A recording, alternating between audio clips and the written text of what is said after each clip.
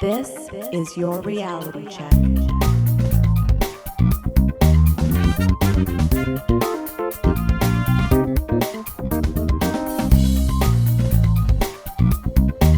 Hi everyone, and welcome to The Reality Check, the Canadian show that explores a wide range of controversies and curiosities using science and critical thinking.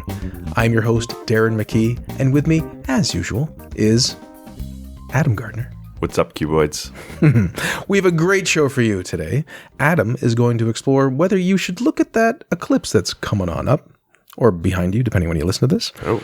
But first, I'm going to look at the question of whether AI is more creative than human. Which human? Exactly. Humans? Humanity? Well, that's part of it, isn't it? Mm-hmm.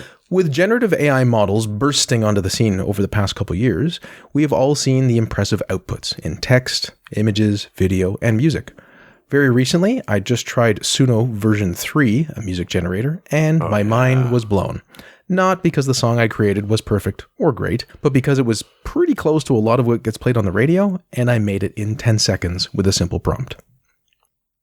Throughout the release of all this AI-generated content, there's been an ongoing discussion about whether AI systems can be creative. Sometimes this is whether they can even be creative at all. But could AI systems be even more creative than people? That's what this segment will explore, using a recent study published in February as the basis for the exploration. Now, just before we begin, listeners, please take a moment and consider how you would assess creativity in any sort of scientific way. You don't even have to think about AI at the moment. How would you assess the creativity amongst two different people? Again, we're thinking in a lab setting, a scientific setting. There has to be something, or maybe you think there couldn't be. And I just wanted to prompt that to give you a little bit of background cognitive context. So the study title is The Current State of Artificial Intelligence Generative Language Models is More Creative Than Humans on Divergent Thinking Tasks. Spoiler alert, put it right in the title. Mm-hmm. The authors were Hubert Awa and Zebelina, and this was available on nature.com. So in the introduction, they provide some context for their comparison. The authors state that convergent thinking is often assessed through traditional intelligence measures and is focused on whether someone can find an optimal single solution or path, trying to solve a problem. Oh. It's a fine test, to be sure, but it doesn't allow for much flexibility or thinking outside the box.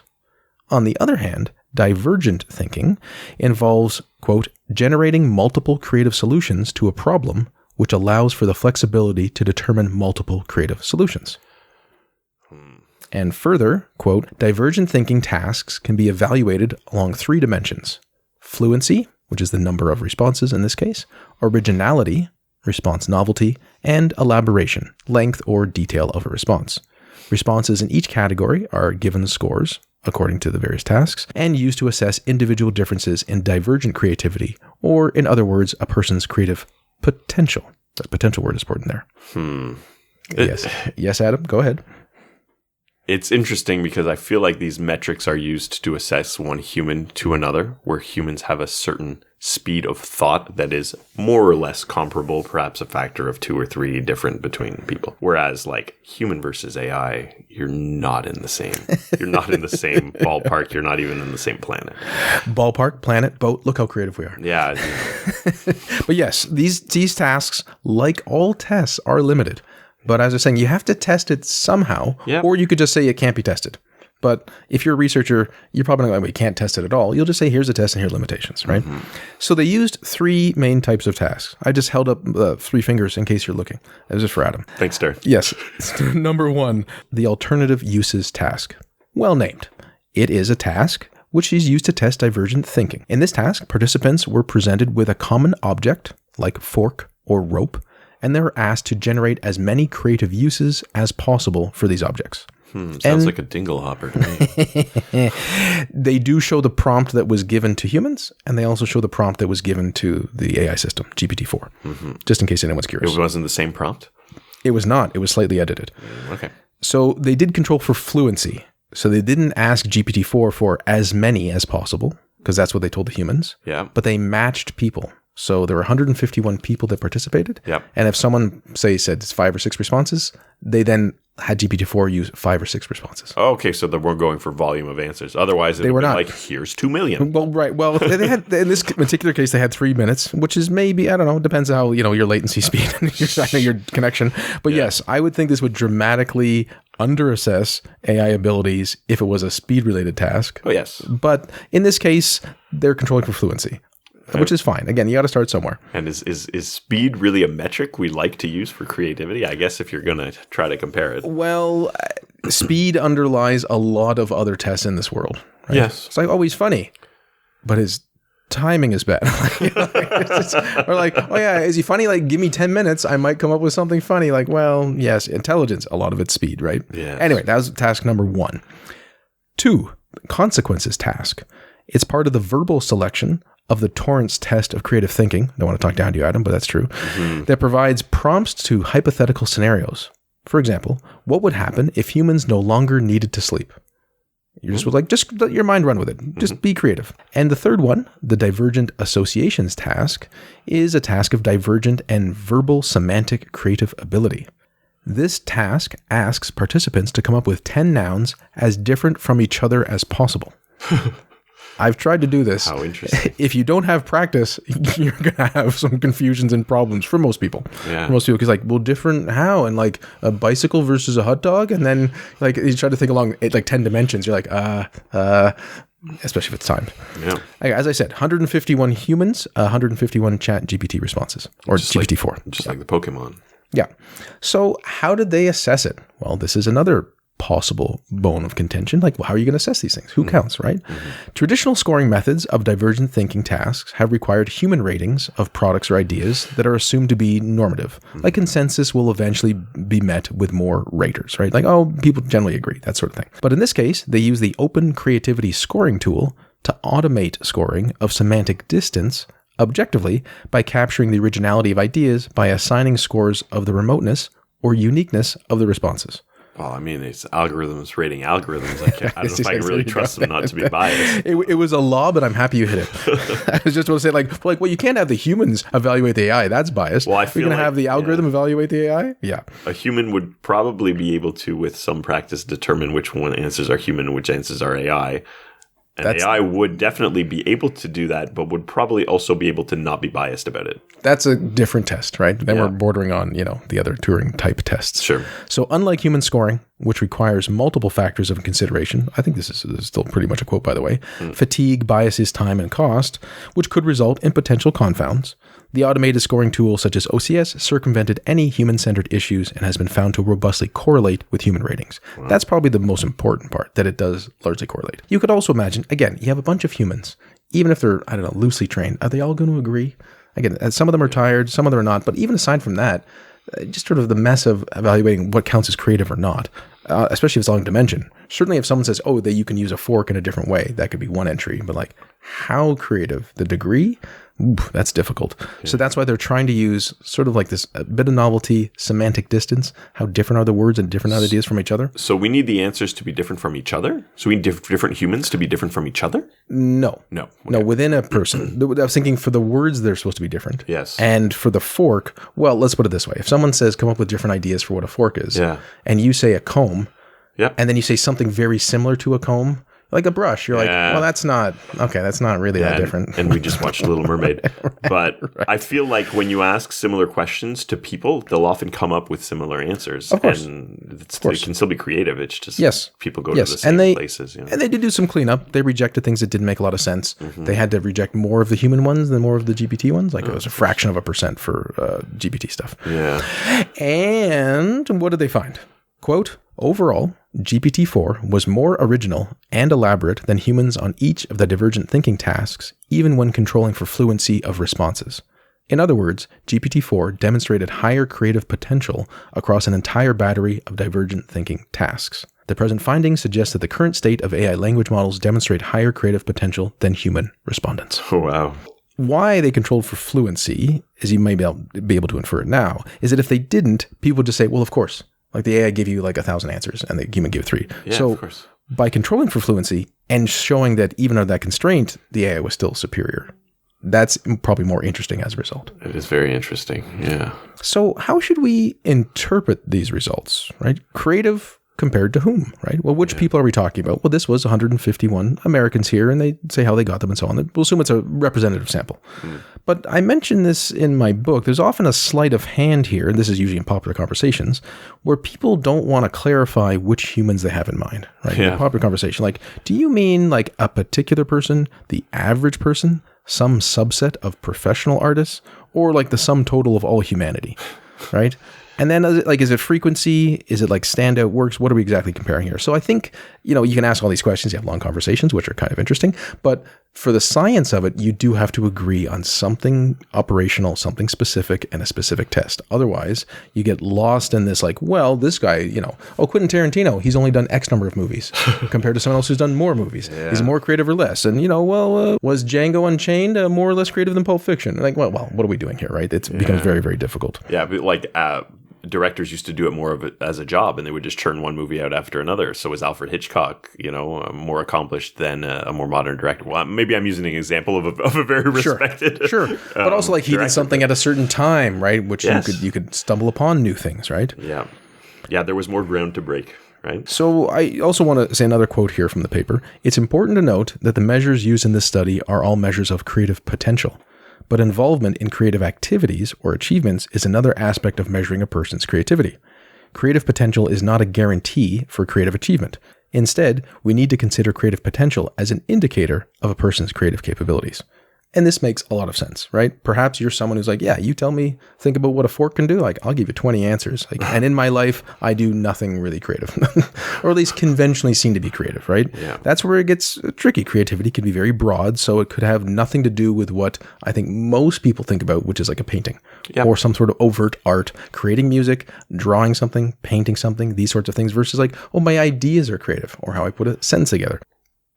Yeah, I mean, creativity. Yeah, people probably think of creativity as something that is artistically appealing to other humans, where that it depends what you're even going for. If you're just going for originality, you can make an AI be very random in what they're saying. Even a person can be pretty random in the kind of responses they have. Is that a type of creativity? Yes, but it depends what you're looking for. Of course. And even then, when you said that, I think of some of the AI generated video that's not quite right. Yeah. Where you have these shifting scene of images and whatnot. You're like, I can't unsee that. And it looks, in a way, terrifying, some of it. I don't know if I've ever seen that before. Because I don't know if a human ever would have wanted to create it. Yeah. Right? Limbs flipping in and out of existence and this sort of thing. Sure, there's maybe some weird horror movie I haven't seen. But generally speaking, that seems almost new. Yes. But I think, really, is that the metric? Yeah, so it's outside of the bounds of what a human would ever create. Is that a type of creativity, or it's just something? Yeah, so different? I think when this is studied, researchers believe that people think statistical irregularities or anomalies or infrequencies, or what we might call loosely, again, casually speaking, novelty. That's what seems creative. This is very creative. It's not like, this thing I've seen many times before. We don't say that's creative. We might say it's enjoyable. We may like it. Yeah, something can be creative and not at all entertaining. You can be a very creative movie, and it's it was just boring to watch because you know what? I kind of wanted a more standard narrative structure that's more appealing to me, and I don't get bored and whatever. All sorts of constraints, right? There are many works of art, often publicly paid for works of art, that I think, that may or may not be creative, but I hate it, and I don't know what committee decided that this was going to be good for everyone. Right? Yeah. I know some of them are I get broaden people's minds, and it's kind of quirky or weird, but this is just unappealing or ugly. Why use this? It's a bunch of snobs. And the art world gets complicated too, because it's art critics making art for art critics. So there's different. Is it mass consumption type of work, or is it whatever? And you cannot objectively assess a lot of these things. Right. So I like this study because it forces the discussion of what you even mean by creativity, or what one even means by it. And when you think about that, then it's okay, wait, we do have to define it, because it's so all too often, again, people can kind of have this vague notion of something, of what it means, and that supports whatever their idea is, but they can't explicitly articulate it. So then you can't actually assess things one way or another. It just also shows, it was really hard to compare the creativity of two humans unless you're using some sort of test, let alone AI.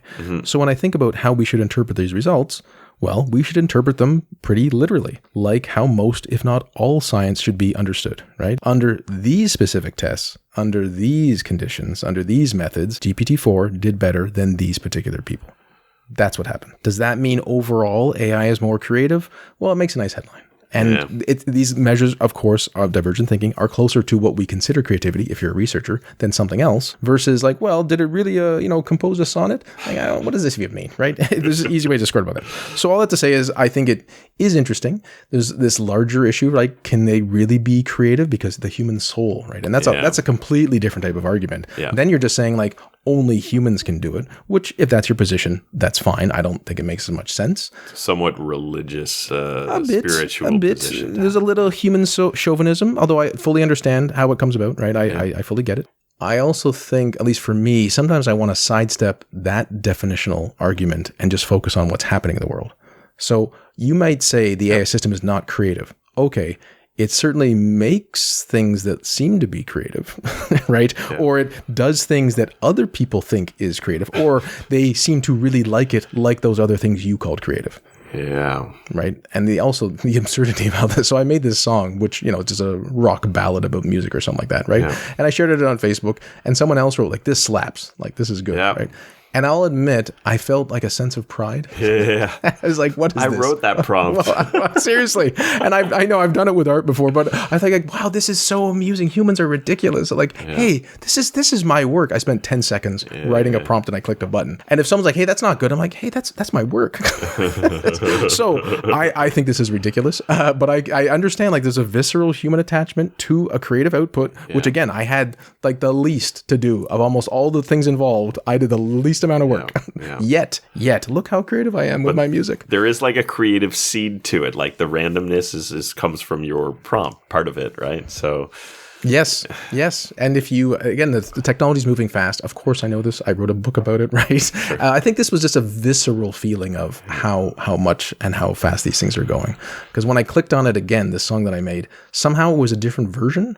Like, it just made it more acoustic for some reason. And I was like, wow, it came up with a different version. Wow. It's not a wow. Yeah. There's another 5 seconds. It's not a wow. Yeah, AI is fascinating how, like, make me 10 different versions of this, and they can be very different. And the art stuff really shows that. If your prompt is very vague, like, you just have wildly different ones. True. And you can focus in on what you like or change some things.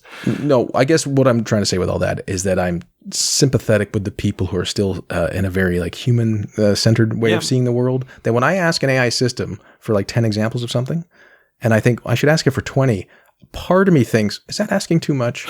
Like, what are you doing? It doesn't care. It doesn't matter, right? Yeah. Oh, 20, that's a bit much. I'll only ask for 10. I ask for 20 if I need it. But I have the feeling. I have to suppress the feeling of this ridiculousness, which is not relevant for this context. But humans will be humans. In some of the language models, they will, like, if I ask Bing, it's called Copilot now, I guess. If I ask it for something, it always gives me, like, 5. It's like, give me something. And, like, here's 5. And, like, can you give me 5 more? Sure. Can you give me 10? Like, come on. Like, I know you can do this, like, really quickly, you know? Yeah. Although lately, if you look at the Claude version 3, sometimes it's like, do it yourself. Not quite. No, I'm being a bit silly there. But there is a bit of a pushback on some of those things. Anyway, we're kind of off topic now. All I have to say is, under this limited set of divergent thinking tasks, AI systems in this context are more creative than people. Very interesting. I think a lot of people mean a lot of different things by creative. A common criticism I am hearing now is, like, they're never really going to be able to, like, write you a good script, because they can write you a script now, but the scripts are crappy. And we're like, really? I don't know, man, give it 6 months, like, give it a year. and I see how it's getting better. So, who makes these arguments still, right? Like, yes. Did you not see what just happened with art, like visual imagery, I should say? Yeah. I think we could have a long discussion about this. Yeah, I think actually the next episode of the show, we'll talk a bit about whether AI will displace artists in terms of employment. So we'll park that for now. Okay. So tune in 2 weeks, listeners. Tune in next time. And it might be a good one. Or maybe it'll be sooner, like if you're listening to this late. Get the next one as soon as it comes out. So, Adam, sometimes I think about a total eclipse of my heart, but I heard there's a total eclipse of the sun coming up. Should I look at it? Well, if there's an eclipse behind you, you might want to consider turning around. But if you're going to stare at it, wear some protective gear. Okay. A solar eclipse is coming. These events are somewhat rare, and this particular eclipse, which will be taking place on the afternoon of April 8th, will be visible in many parts of North America, with totality being visible throughout Canada, the US, and Mexico. Parts, yes, but thankfully we're in the path. So this show is probably going to come out about 8 days before that eclipse happens, so hopefully you're listening to this soon enough to, not go blind or something like that. A solar eclipse is when the moon comes between the sun and the earth, obstructing the sun partially or completely. From the point of view of the earth, that's where most humans are, that we know of. This is just a great qualifier, where most humans are, and then you added that we know of. Yeah, I mean, I don't know. Covering your bases. Yes. Okay. I like to be open-minded about these things. No lawsuits here. Don't write a nasty email if you're on Mars. So we're recording here in Ottawa, where a partial eclipse will be visible. However, I plan to drive about an hour and a half south of here to be in the path of totality. If you're somewhat close to the main path of the eclipse, this would be a good idea to check it out. So, if you can travel a bit to see it in totality, I would recommend it. I don't ever recall experiencing a total eclipse in my lifetime. I think they've happened. I think there was one when I was in grade school and they put cardboard on the windows and they wanted us not to look at it and not go blind. And it was a big thing. We've discussed eclipses many times on the show before. Most recently, in 2018, following an eclipse, Darren talked about a woman who had permanent damage to her vision after using the wrong type of glasses and looking at a partial eclipse. So gotta be careful about that. It may go without saying, but you should not stare at an eclipse. But what exactly is the problem? Is it that much of a risk? What's going on? There's a lot of fear-mongering about this particular eclipse. Around here, most of the schools will be closed on April 8th, so they moved PD days around and stuff like that so that kids would not be in school on that day to protect, the safety of students. I thought, to me, the eclipse is a good learning experience, and it would have been good for the kids to be able to do little projects and things to look at it. But the timing doesn't really work out for this. So in Ottawa, where we are, the partial eclipse begins at 2:11 p.m., with the maximum being around 3:25 and ending at 4:35 p.m. So an organized school activity would only be able to sort of look at the start of the eclipse at the end of the school day. And most of the sun would not be covered at that point. The best time, the most dangerous time, is when kids are out of school. They'd be on the bus. They'd be walking to the bus, from the bus to their house, looking out the window potentially, things like that. So this is what the concern is, right? With the children. Now you're like literally traveling back home. Parents are driving in total darkness. All of a sudden, for 6 minutes. So in Ottawa, it won't happen. It will never get totally dark. Right. But yes, there are places where you could be on your commute. Like if you live, I don't know what the exact times are, but I think if you live sort of in the mid to southwest US, you might be on your commute home. And it's just like, oh, that was really weird. Like, what happened? Yep. So can you go blind looking at the eclipse? Total blindness isn't really how it works. I think as a kid, I had this idea that you would like glance at the eclipse for like a half second and you'd just be like, boom. Your eyes are fried and you will be blind forever, walking around with a cane and a dog and all these cartoony ideas of how that works. I'm pretty sure I had the same idea of the first part. I don't think I thought about the dog and the cane. I just thought like, oh, there's like damage your eyes and that's that. Yeah. It's because I'm more creative than you do.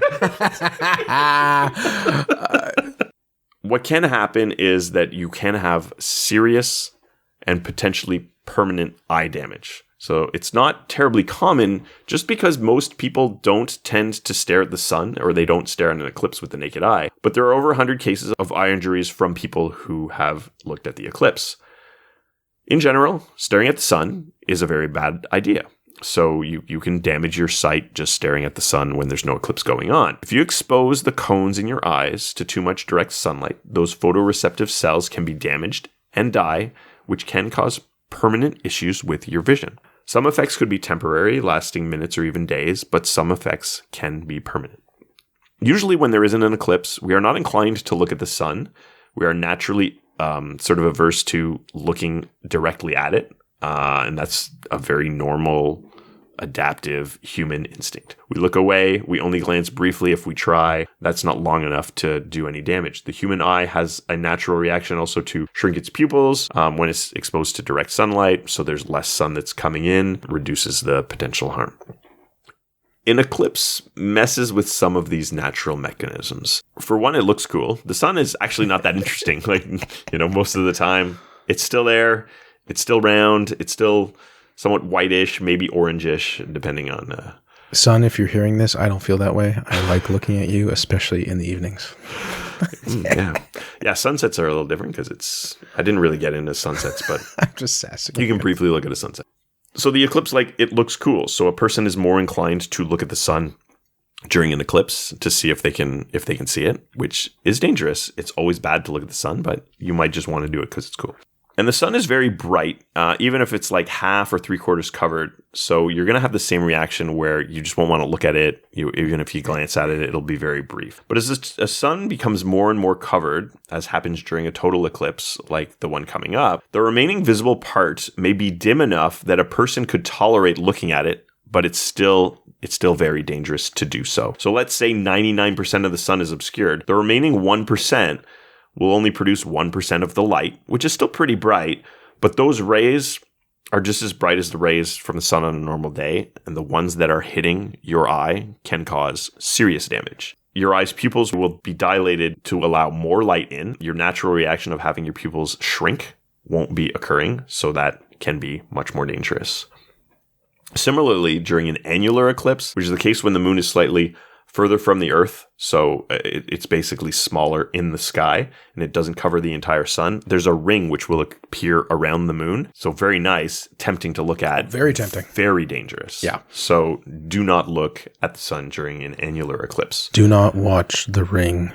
It's dangerous. Mm-hmm. And then circus things will come out and all sorts of bad stuff will happen. So what about totality? Honestly, I always thought that this was the most dangerous part, when the bright part of the sun was covered, but dangerous rays were still getting to your eye. That's not totally true. I think that's more the annular eclipse, where it's mostly covered, but there's still a bit coming by that's bad. When it's totality, it is 100% covered, and you can actually look at it. I was a bit surprised to learn that. Cool. It's a brief period when the sky is in total darkness. It's not going to last long. It's going to be a few minutes only, but it'll be dark like nighttime in the middle of the day. So that's what I'm curious to see, because yes, it's blocking it, but the sun is still there. Yeah. So even if there's, I guess how much sort of ambient penumbra, but for whatever light might be, is the surrounding perimeter, I guess, that would create some light. I'm curious to see how dark it is. Because it's I'm it's nighttime when we're recording. I look outside, it's really dark. I would be really surprised if at 3:30 in the afternoon it was dark like this. I would find it really jarring. I think it's darker than a full moon. I think it's darker. Right. I think it's really dark. So I assume it's darker than a full moon, and another variable is that I assume streetlights will not be on unless they're set automatically. Because usually they're timed. Yeah, it depends. Sometimes they react to a change in light, but it can take a few minutes for them to turn on. It depends which ones. But often they're timed, right? Yeah. But yes. So if that's the case, then again, driving on the roads, you might want to be careful, because usually when you're driving at night, there's streetlights. Yeah. So when you're driving, there's a possibility you might have to be a bit careful here, because while there will still be functioning traffic lights, their streetlights might not be on. Yeah. And animals can be very freaked out as well. Yeah. I wanted to go to the zoo because there's a zoo in Granby that's right on the path of totality, and I wanted to experience that, but the zoo's not open on the 8th, unfortunately. So I'm going to scrap that plan. Just imagine you're the zookeeper. You're going around that day, putting all those little glasses and all those different animals.